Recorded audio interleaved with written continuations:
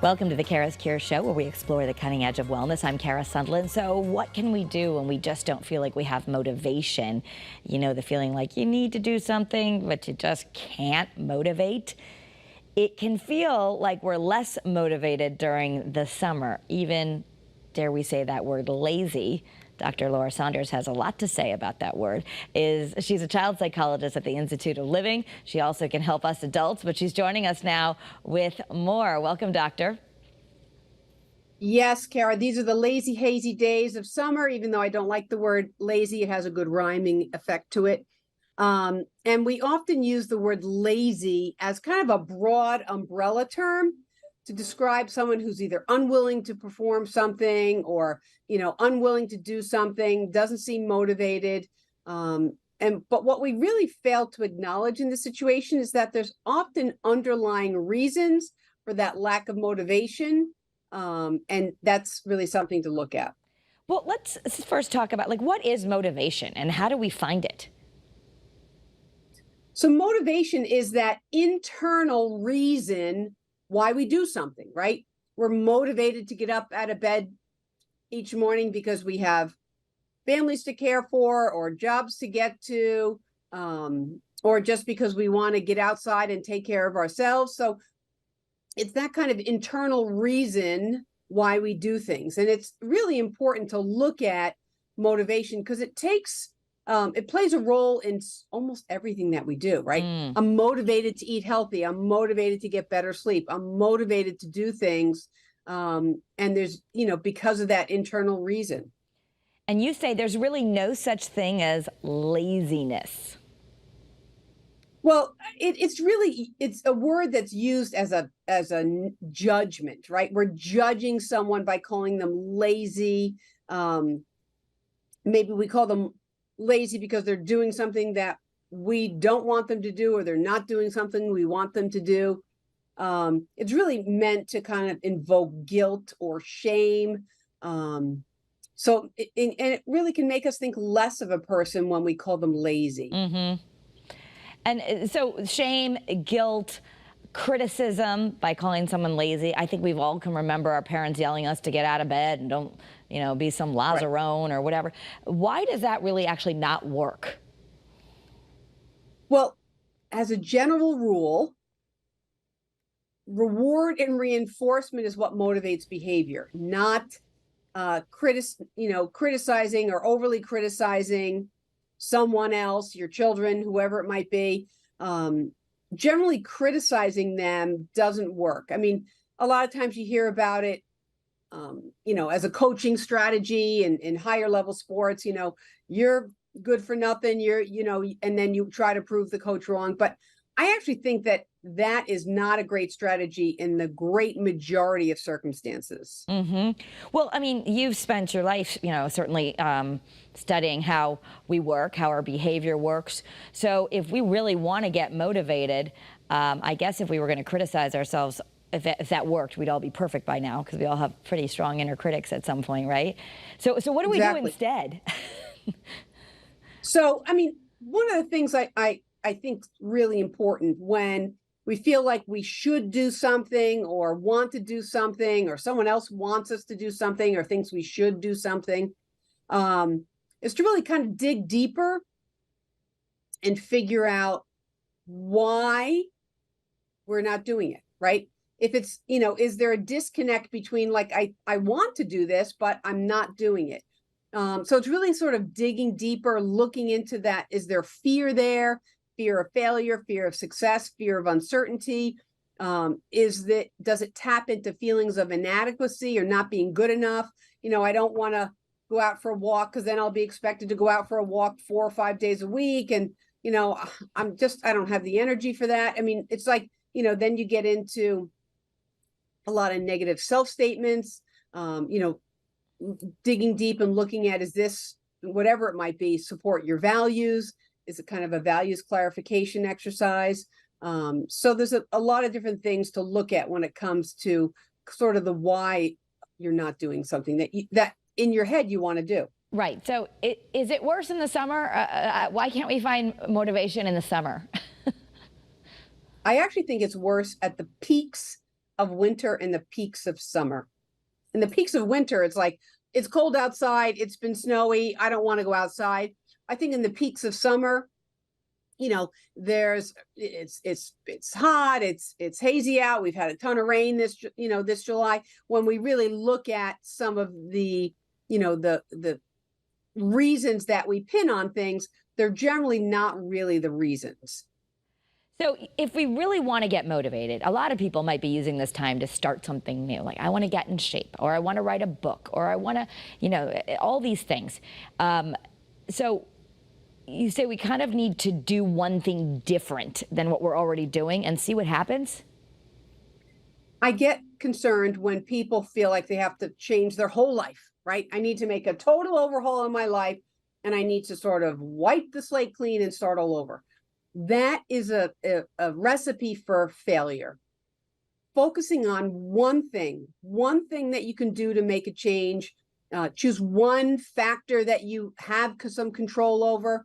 Ideally, once you have some level of control over it, you're more likely to do it, right? None of us have any control over the weather. If you say, I'm only going to go out for a walk if it's between 70 and 75 degrees, that's really going to limit you in the summer, unless you're walking at the crack of dawn or, at 10 o'clock at night. So really doing things that you have control over, choosing one thing that you have some control, and focusing on that change first.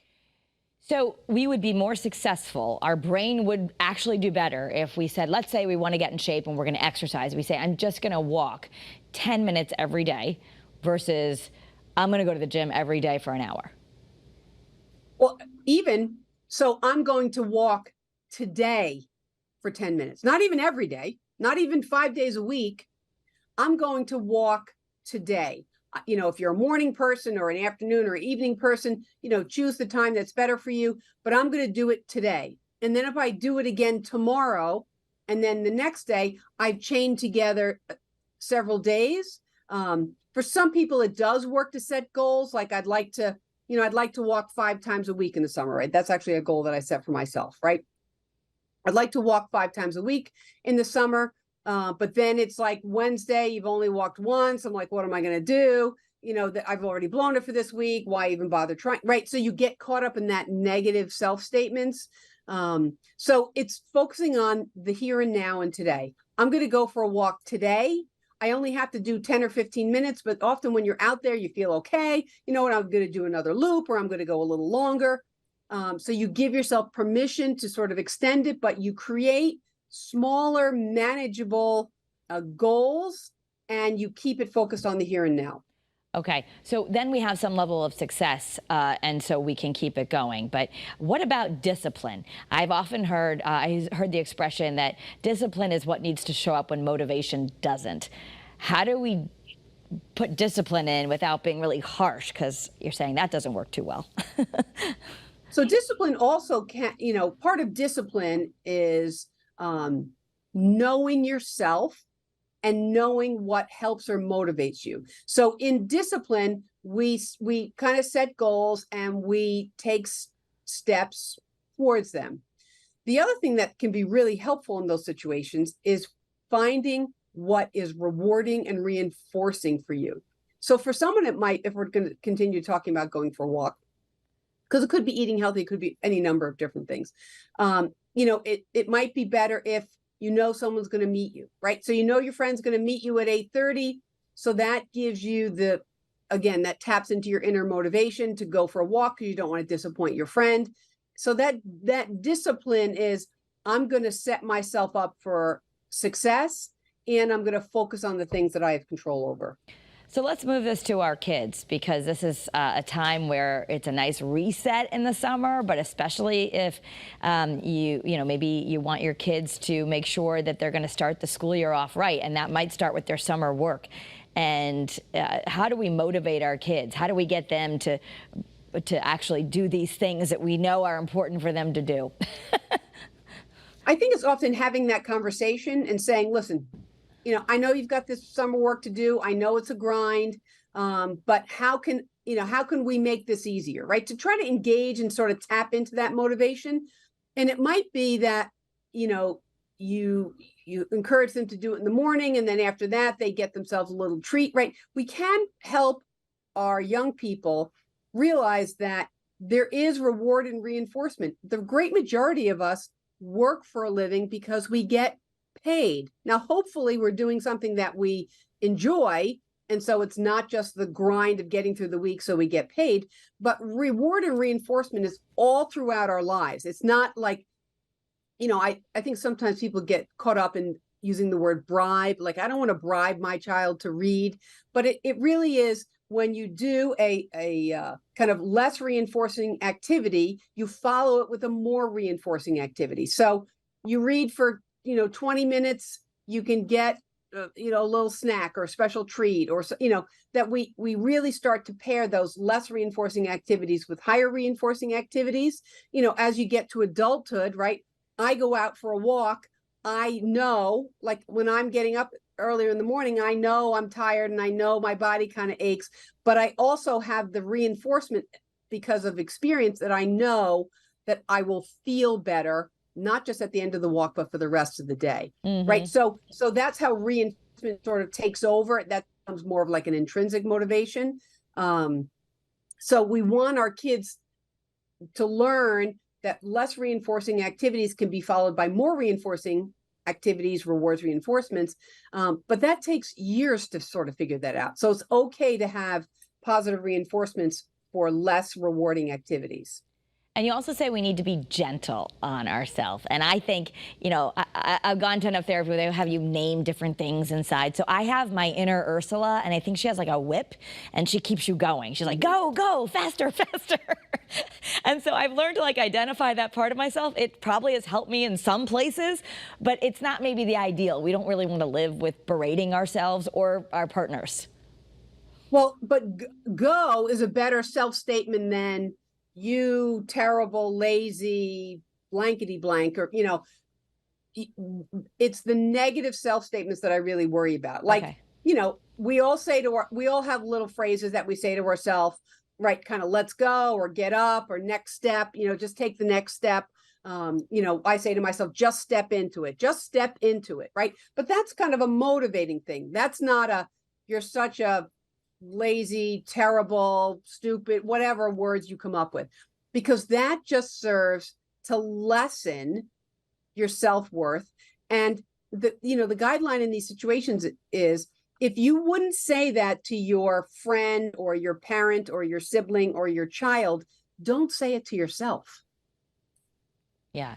Yeah. And watching that inner voice, right? I guess we don't want that angry roommate living rent free. So that might be a place to, I guess, bottom line, it doesn't work. We think we're yelling at ourselves to get something done. What you're saying is science shows us, neuroscience shows us, yelling at yourself and being mean to yourself doesn't really get you to be motivated. Right. Negative self-statements, those really critical negative self-statements, only serve to make us feel bad about ourselves. When we feel bad about ourselves, we are in fact less motivated to make changes to make ourselves feel better. So it doesn't work as a long-term strategy. Okay, so here's like a couch time question, real thing. I'll come home and I have a very independent daughter who I know you know, but if I'll say, Helena, you need to do X, Y, or Z. And she'll get mad and say, I was gonna do it, but now because you told me to, I'm not motivated. So right. That's the little resistance and defiance in all these teens, isn't it? Okay, so I mean, as a parent, we're thinking, okay, I was trying to motivate you by offering some structure, but then if you have someone really independent, right, and I guess they lose their motivation when they're told what to do, which I can relate to. I guess if I had a boss who was coming in all the time saying, have you done this, that, or that, I would probably not want to do it. Right. But when you were first working in whatever field you're in, right, in the beginning, i.e. I always look at things on a developmental timeline. In the beginning, if you're talking about a job, in the beginning, you kind of do need to be told what to do. Okay. These are your responsibilities. These are the things I need you to get done at the end of the day, right? When you move into out of early career, then you know what you need to do. if you're a professional, I don't care what kind of blue collar, white collar, no matter what kind of job you do, once you're in a field, and we all like a little positive reinforcement, we want our superiors to think that we're doing a good job, that we do what we're supposed to do. That's how you maintain a job instead of getting like fired and kicked out. We as adults are trying to provide that guidance to the early developmental, and even teens, or the early developmental phase of learning how to structure your day. Oftentimes in those situations, we're offering that is because we're coming home at the end of the day, and they, unless they've been working an 8-hour day, also, whatever they had intended to do or we wanted them to do is not done yet. So that's why we're providing that reminder. And it works differently for different kids. I mean, for some people, it's putting a list. I was talking to someone the other night, a parent who said, I just put a list on the refrigerator, and then if I'm home at the end of the day and they haven't done it, then I am going to provide a reminder. And they can't say at that point, well, if you hadn't said it to me, I was going to do it anyway. Well, the response to that is, it's been on the refrigerator all day and it's not done. So I did there's try ways that. to do these things that motivating. Yeah, I have something on the list. I think that's a good idea. Maybe I got that from you, but yes, there's something on my refrigerator right now that it says there's 4 things, and I use the Panera language. You pick 2, because there's 2 kids. Right. I don't know if it's working, but so let's just say back to whether it be kids or adults, and maybe it's slightly different, but let's say we really want to do something, but we just haven't figured out how to do it. But we know, like, there's people out there who are in dead-end jobs, and they're like, I just really want to get my side hustle going because I can see that I'm going to have freedom, or I really want to lose that 10 pounds, or I really, what is the key to get started? Like, what can really help us master motivation? I think it is doing kind of a self-assessment about what is holding you back, right? Is it a fear of success? Is it that you lack the support? I mean, for some of us, we need supportive people in our lives who are going to kind of help, push us along in a positive way, not in a pejorative way. So it's assessing what you need in a given situation. I need to feel better about myself. But one of the ways that I'm doing that is by saying, well, what is it I'm going to do? Right. I'm not, I don't have the time to go to a gym and do classes. So I'm going to do X because X is more workable for me. So it's really kind of digging deep, doing that self-assessment, sometimes even rating your motivation. Like if you say, I need to go to the gym 5 days a week, but then you kind of assess your motivation for that. And you're like, I hate going to the gym. I'd much rather walk in my neighborhood and use some weights, or whatever the situation is. You want to eat healthier, you want to get to bed earlier, you want to do things that really kind of help you. Assess what your motivation is for that. And also don't become overzealous in these things. It's really critical to just focus on one change at a time. Because if you're saying, you know what, I need to go to bed earlier, I need to eat healthier, I need to exercise more, I'm overwhelmed and I'm not going to do anything. Right. So the more you can focus on one small thing, assess your motivation, rate your motivation. Like, to go to a gym, I'm at a level 2 motivation. To walk in my neighborhood, that's more like a level 8 motivation. I'm much more motivated to do that. And sometimes that process is, you're getting up a little early and I'm like, you know what? I don't want to go to the gym. So let's get myself up and let's take the next step. Okay. Right. So that just even making sure you're picking. Now, what about rewards? And it's I was listening actually to a podcast in preparation for all this today, and I think it was the Huberman podcast, and it was all about that they had these studies in Stanford, where they had kids doing stuff they love, like drawing, and then they gave them a gold star, and then they started doing it more, but then they took the gold star away and they stopped, and so it was like little things about learning how we work with rewards. I mean, how important are rewards, both to get ourselves to do something and for our kids?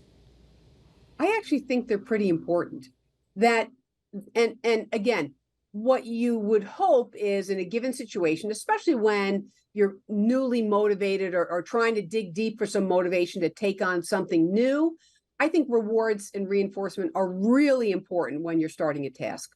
The hope is that over time, you develop a more intrinsic motivation, right? I'm doing it because it, in fact, makes me feel good, not because I get to have an ice cream sandwich at lunchtime just because I went on a walk today, right? So you would want to see a reward system sort of change over time, but I'm not talking days or necessarily even weeks. It's much longer periods of time. But we are, as humans, we are driven by rewards and reinforcements, whether we believe it or not. There are those children that are far more, kind of driven by I just want to do the right thing, right? I feel like some of those kids are fewer and farther between. But so providing rewards and reinforcement is not, in fact, bribing. It is just setting up the expectation that if you engage in a lower reinforcing behavior, there's a higher reinforcing behavior to sort of follow it up. So let's move it to couples. All right. So it's same thing. If you're there's that famous book, right, The Love Languages, and they're saying, if you're sitting there criticizing your husband all the time of, you don't ever take out the trash, you never do this, you never do that the reverse, we should figure out like what we know that other person, how they feel appreciated, and give them more of that, and then you'll start to see the behavior you want. But so if you're starting to have problems at home with like resentment or people, you're like, I can't get my partner to do this thing, what do we do if we're trying to motivate someone else? Right. I really do like that love languages, right? Whether it's words of affirmation or physical touch or acts of service. I mean, there are things, that you can do for your partner. And it's remembering that you're doing things not because, if acts of service is what is my love language, say, it's really being careful that I'm not just doing acts of service for someone else but that's not their love language, right? But that's my love language. So that's what I'm doing. That you're actually engaging in a behavior that is supportive and reinforcing to your partner in this situation that fits into their love language. And honestly, it's talking about some of those things openly, right? It seems corny at times, but it really is really reinforcing to kind of get to know you. I actually listen to a lot of Glennon Doyle in her podcast. And just this morning on the way to work, I was listening to a podcast, and it was on kind of advice giving. And it was really about like, what helps you? And one of the things was, having my partner just give me some kind words, right? Whatever it is that is helpful or reinforcing or validating, that's the kind of behavior you want to engage in.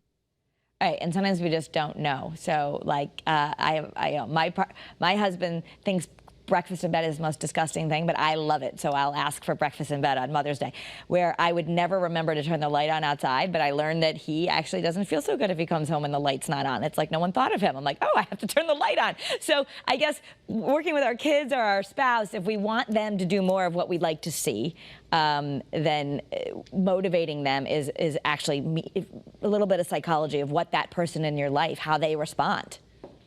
Yeah, and it's also about language, right? So you need to do this and you need to do that and you never do this.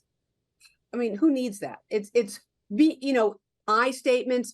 I feel better when you leave the light on at night for when I'm coming home. Or it would be helpful if, the shoes were put by the front door so that they're not strewn all over the house. Or, it would be helpful if gives information, but it's not, you never put your shoes away, you never do this, right? A lot, we just don't respond well to heaps of criticism. So it's saying things in more either, neutral language. I use the phrase all the time, it would be helpful if, and I read that in a book that was about kind of motivating children years ago. And so it's like, you need to do this, like, don't, it just gets everyone's resistance up.